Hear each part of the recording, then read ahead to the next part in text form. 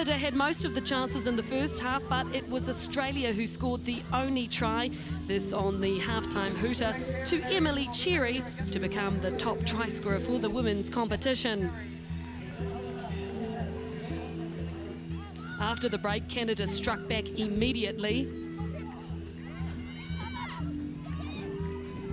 Fresh legs off the bench, Magali Harvey finishing off a team effort. 7-5, the game in the balance. Suddenly, Canada struck again.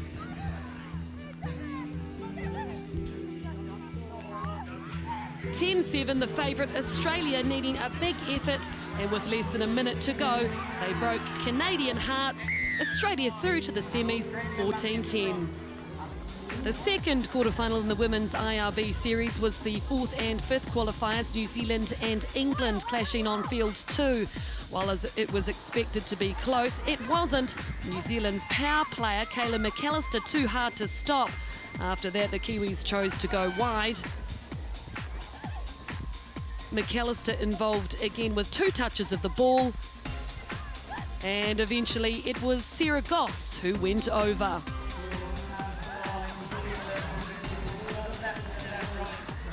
The next break was made by Lavinia Gold. She kept the ball alive, and as always, Goss was there, and Carlo Hohepa finished it off, half-time 21-0. Things didn't change in the second half. A good interchange between the forwards. Linda Aitunu and Goss put another in the bank. The game concluded with one more try to New Zealand. Lauren Burgess just had to fall over for this. 31-0 New Zealand through to face Australia in the semi-finals. The Dutch started well. And a trademark dummy from speedster Kelly van Haaskamp saw her slice through the defence. And dot down under the posts. 4 minutes later, South Africa struck back, using the width of the field to good effect. Number 8, Gulda on the end. 7-all, the half-time score. So with the game in the balance, South Africa's unorthodox style unravelled the Dutch defence. A kick and chase. Gardu over, and South Africa through to the semi-finals, 12-7. It was the last quarter for the women's competition between the Russians in white and Spain. In jerseys 5 and 3 combining, followed by Zat to go over. She put the ball under the posts, which was smart, but the conversion was missed, and that would prove to be crucial. That's because in the second half, Spanish persistence paid off. Angela Delban collecting 5. So the pressure was on kicker Patricia Garcia. She delivered, and Spain get the big upset win in the quarter, 7-5. They play South Africa in the semis. This is one of the biggest days ever for women's rugby. Recycled to Goss. Looking for the offload, gets it to Aitunu. And here we have Hohepa. Oh, her feet were just on the sideline, and that is beautiful balance. The ball's still alive there. The New Zealand players are rushing. Australia looked like they might have cleaned it up. Yes, New Zealand were on their feet. Australia on the ground. Penalty to the New Zealand women's team, and they push it out wide, and it's McAllister in for her second.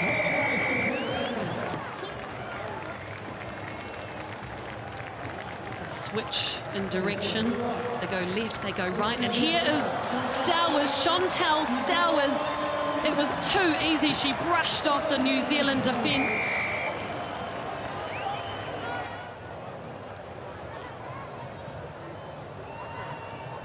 Nice off the top. Manuel looking for the cutter. McAllister straight through the middle. Beautiful step off her right foot. Once again, she's making a big break and goes in for her third try of the semi-final.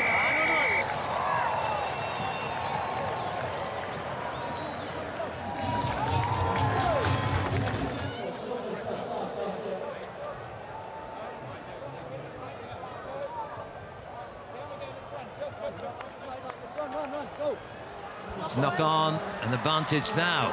This time with Mara Williams, and in fact that was Ngzatu,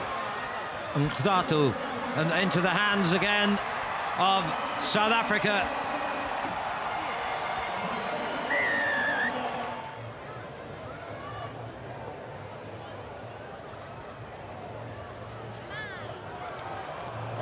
Garcia, Patricia Garcia with the support, well taken. Irene Matteo. She had to work hard to get there.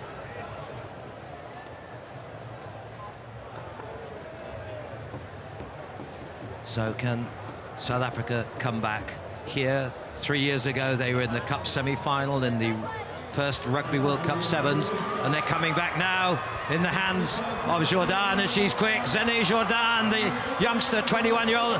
Could this be the lead? Yes, it is. What a score! And South Africa take the lead again. A wonderful break by Zene Jordan.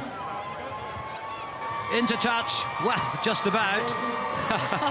And the celebration for the South African women.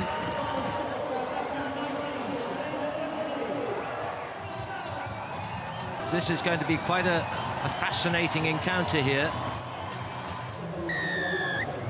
So here we are at the Sevens Stadium in Dubai. Thank goodness it's not like yesterday when it was tipping down and all the crowd were drowned. Well, drenched anyway. Drowned. Away goes Manuel, the captain. Big start this by New Zealand, and Lavinia Gold passes it on to Hohipa. And another try.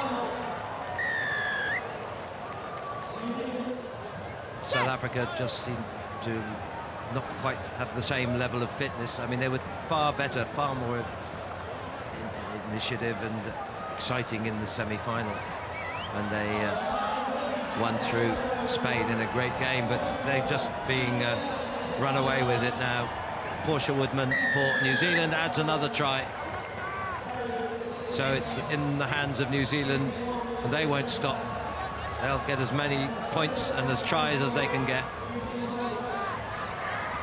This time it is China Hohipa, and maybe she is going to get that try. Lovely pass inside to Nathan Wong.